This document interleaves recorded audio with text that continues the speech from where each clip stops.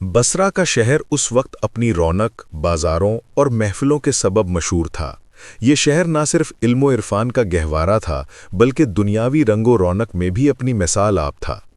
इसी शहर में एक औरत रहती थी जिसे लोग शवाना के नाम से जानते थे। वो बसरा की सबसे हसीनो जमील औरतों में शुमार की जाती थी। सिर्फ चेहरे का हुस्न ही नहीं, बल्कि उसकी आवाज़ भी इतनी दिलकश थी कि लोग उसे सुनने के लिए तरसते थे। शादी ब्याह हो या मातमो गम की महफिल, बसरा में कोई मजलिस ऐसी ना होती जिसमें शवाना को ना बुलाया जाए। गाने और नोहागरी की वजह से वो बसरा की सबसे मशहूर औरत बन गई। दौलत उसके कदमों में थी। उसके पास बेशकीमत जेवरात, कीमती लिबास और बेशुमार खादिमाएं थीं। बसरा के लोग फिस्को फजूर की मिसाल देने लगते तो उसका नाम लेते। वो गुनाहों की दलदल में इतनी डूब चुकी थी कि उसे एहसास भी न रहा कि जिंदगी का असल मकसद कुछ और है। एक दिन वो अपनी रूमी और तुर्की कनीज़ों के साथ कहीं जा रही थी। उसका गुज़र हज़रत सालेहुल मुरी अलैहिर्रहमा के घर के करीब से हुआ। वो अल्लाह के नेक बंदे, आबिद व ज़ाहिद और बाअमल आलिम दीन थे। आप जब लोगों को वाज फरमाते तो उनके दिल कांपने लगते, आंखों से आंसू बहने लगते और हिचकियों की आवाज़ें बुलंद होतीं। जब शवाना करीब से गुजरी तो उसने लोगों के रोने और आहो फगां की आवाज़ें सुनी। उसे गुस्सा आ गया और अपनी कनीज़ों से कहा, ये क्या माजरा है? शहर में मातम हो रहा है और मुझे खबर तक नहीं। ये सुनकर उसने अपनी एक खादमा को अंदर भेज दिया ताकि हालात मालूम करे।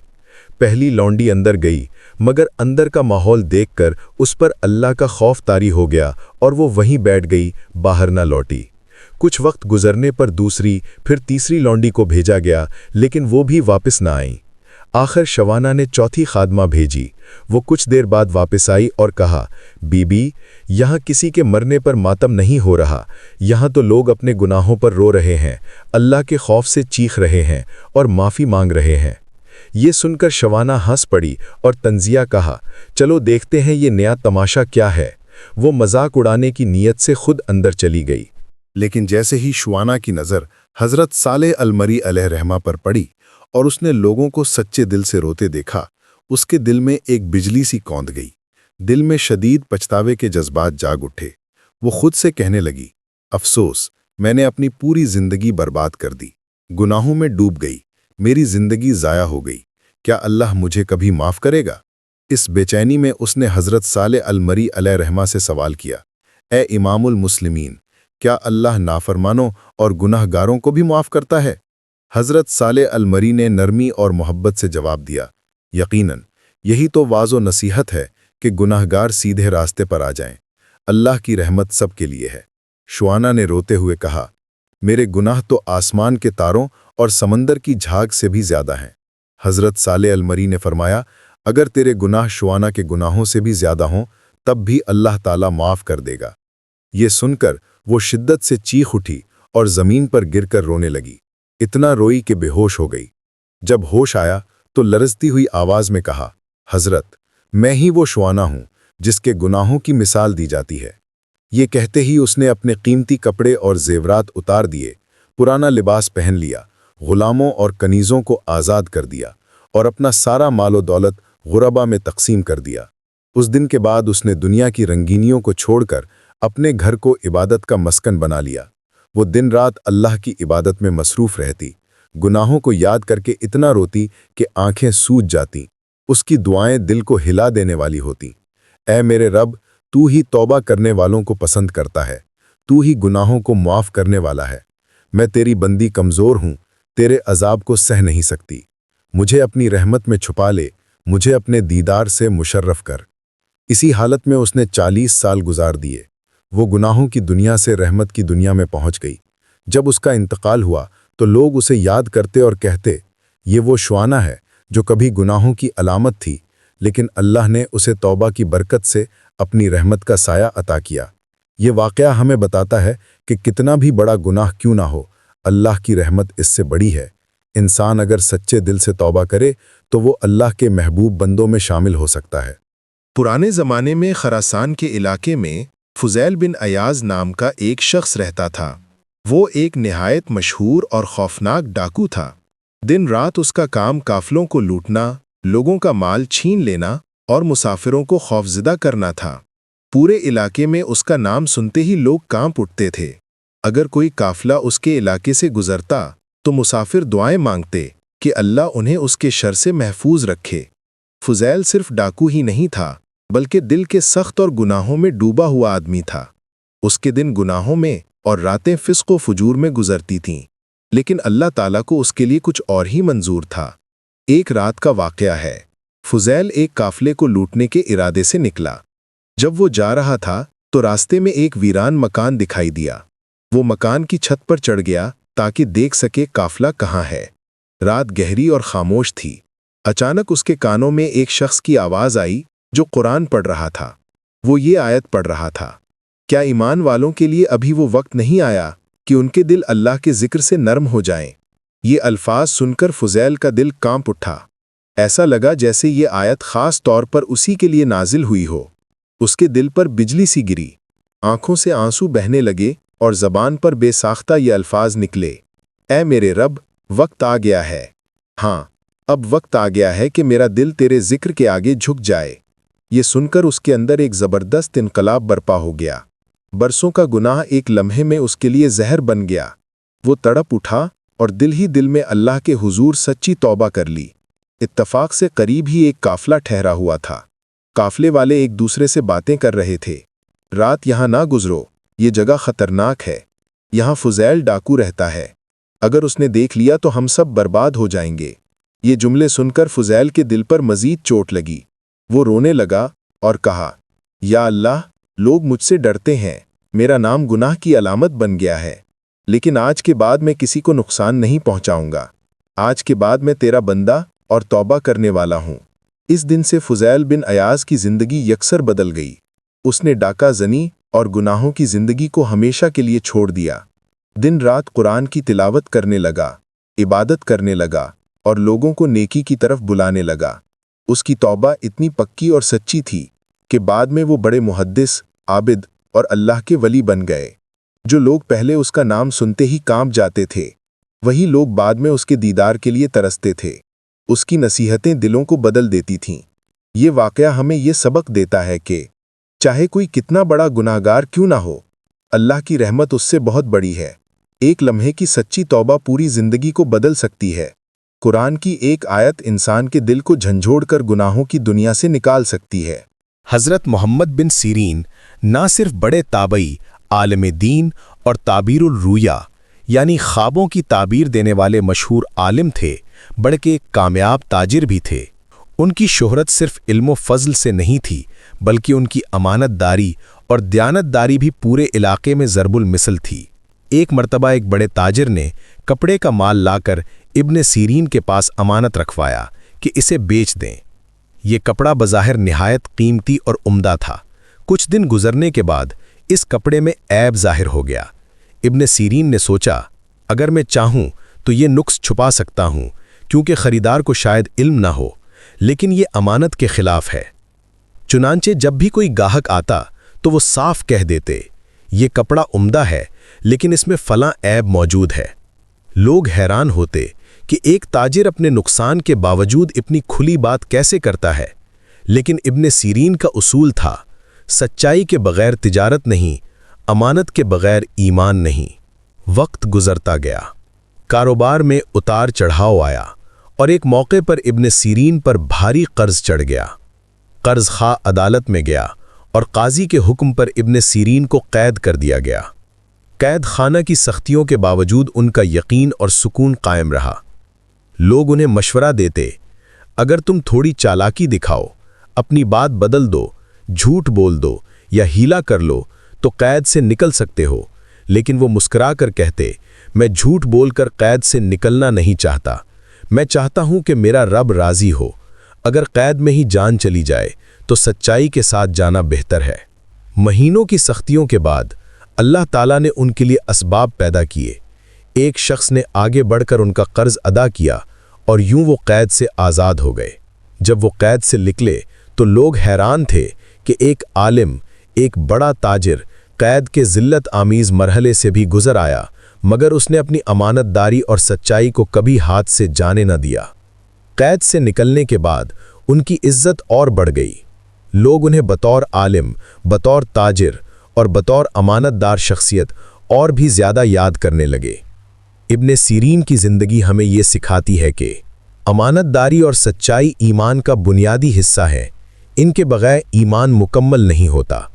وقتی نقصان یا دنیاوی فائدے کے لالچ میں جھوٹ بولنا انسان کو وقتی طور پر بچا سکتا ہے، لیکن انجام میں ذلت لاتا ہے۔ جو شخص مشکل حالات میں بھی سچائی پر ڈٹا رہے، اللہ تعالیٰ اس کے لیے ایسے دروازے کھول دیتا ہے جن کا وہ تصور بھی نہیں کر سکتا۔ اللہ اپنے بندوں کو آزمائش میں ڈالتا ہے، مگر آخرکار صبر، دیانت اور ایمان کا پھل عزت اور سربلندی کی صورت میں عطا کرتا ہے۔ حضرت حسن بصری رحمت اللہ علیہ کا زمانہ بنو امیہ کی خلافت کا دور تھا۔ اس وقت بعض حکمرانوں کے اندر ظلم و جبر بڑھ گیا تھا۔ لوگ بادشاہ کے خوف سے خاموش رہتے تھے، لیکن حسن بصری رحمت اللہ علیہ وہ شخصیت تھے جن کی زبان ہمیشہ حق کہنے کے لیے کھلتی تھی۔ ایک دن خبر ملی کہ عراق کے ایک گورنر یا خلیفہ لوگوں پر ظلم کر رہا ہے۔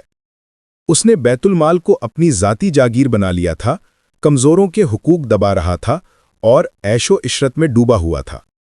لوگ ڈرتے تھے، لیکن دل ہی دل میں چاہتے تھے کہ کوئی اللہ کا نیک بندہ جا کر اسے نصیحت کرے۔ گورنر کو علم ہوا کہ حسن بصری رحمت اللہ علیہ لوگوں میں بہت اثر رکھتے ہیں۔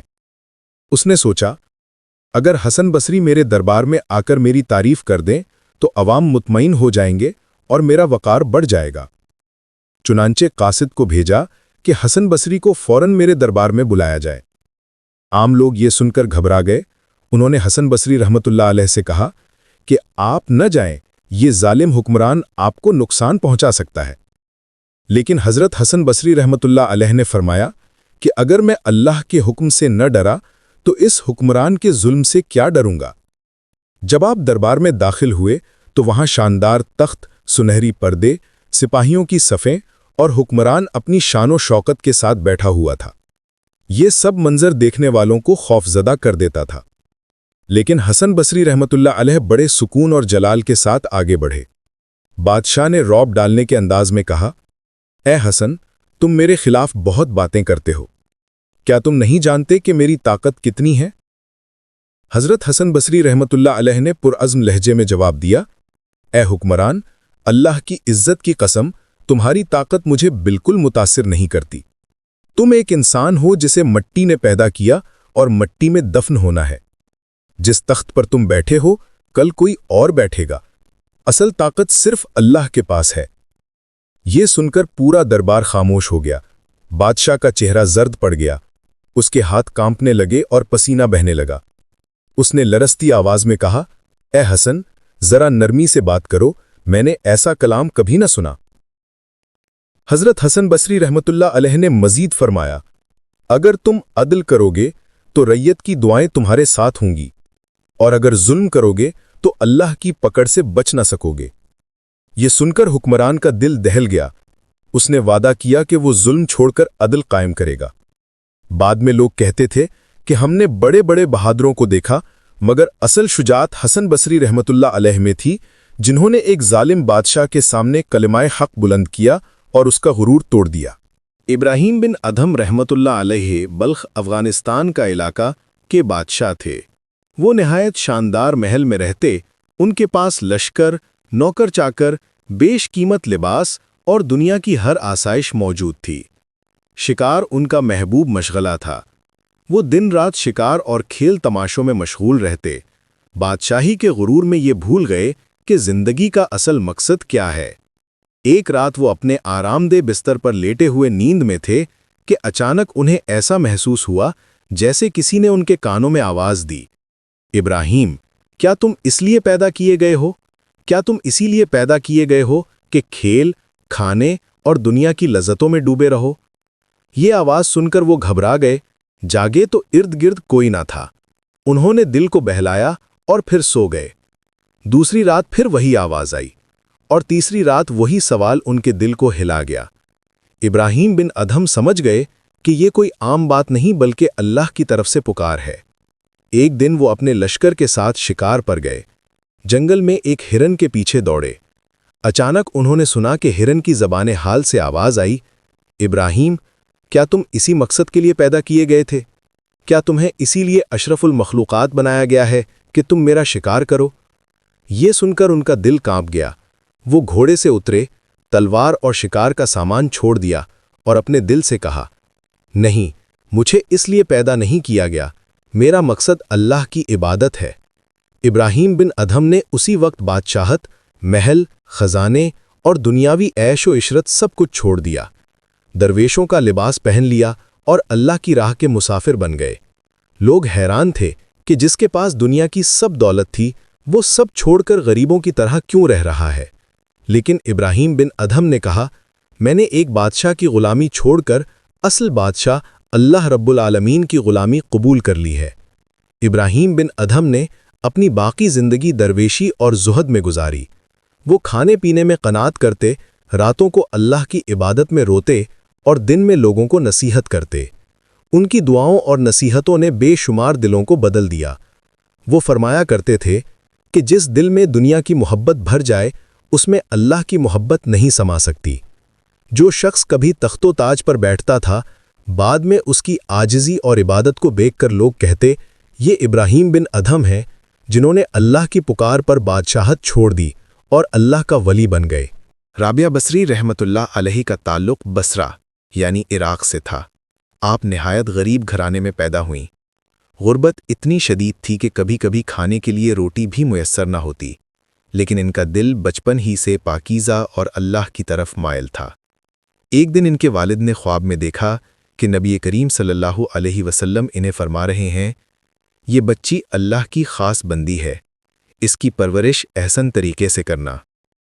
یہ خواب اس بات کی علامت تھا کہ رابعہ بصری کو اللہ نے خاص مقصد کے لیے چنا ہے۔ وقت گزرا، غربت کے سبب وہ ایک دن غلامی میں فروخت ہو گئیں۔ ان کے مالک نے دیکھا کہ یہ لڑکی دن رات عبادت میں مصروف رہتی ہے۔ وہ نماز پڑھتیں، قرآن کی تلاوت کرتیں اور آنکھوں سے آنسو بہاتے ہوئے اللہ سے دعا کرتی تھیں۔ مالک کو اندازہ ہوا کہ یہ کوئی عام عورت نہیں۔ اس نے رابعہ کو آزاد کر دیا۔ آزادی کے بعد رابعہ بصری رحمت اللہ علیہ نے فیصلہ کیا کہ وہ دنیاوی زندگی نہیں گزاریں گی۔ انہوں نے شادی نہیں کی، مال و دولت جمع نہیں کیا اور نہ ہی کسی آسائش کی خواہش کی۔ ان کا سارا وقت عبادت، دعا اور اللہ کی یاد میں گزرتا۔ وہ راتوں کو جاگتی رہتیں اور گڑگڑا کر اللہ سے عرض کرتیں، اے اللہ، اگر میں تجھ سے دوزخ کے خوف یا جنت کی لالچ میں عبادت کرتی ہوں تو مجھے اس سے محروم کر دے۔ میں صرف تیری ذات کی محبت میں تیری عبادت کرتی ہوں۔ ایک مشہور واقعہ ہے کہ رابعہ بصری رحمت اللہ علیہ ایک ہاتھ میں آگ اور دوسرے ہاتھ میں پانی لیے جا رہی تھیں۔ لوگوں نے پوچھا، یہ کیا ہے؟ انہوں نے جواب دیا، میں اس آگ سے جنت کو جلانا چاہتی ہوں اور اس پانی سے دوزخ کو بجھانا چاہتی ہوں، تاکہ لوگ صرف اللہ کی محبت میں عبادت کریں، نہ کہ لالچ یا خوف کی وجہ سے۔ رابعہ بصری رحمت اللہ علیہ کی دعاؤں میں عجیب کیفیت ہوتی۔ وہ کہتی تھیں، اے اللہ، میری آنکھوں کی ٹھنڈک صرف اس وقت ہے جب میں تجھے یاد کرتی ہوں، اور میں نے دنیا کو چھوڑ دیا کیونکہ میرا دل تیری محبت سے بھر گیا۔ اصل عبادت یہ ہے کہ انسان صرف اللہ کی محبت میں اس کی بندگی کرے، نہ کہ صرف جنت کے لالچ یا دوزخ کے خوف سے۔ دنیاوی لذتیں وقتی ہیں، لیکن اللہ کی محبت دائمی سکون عطا کرتی ہے۔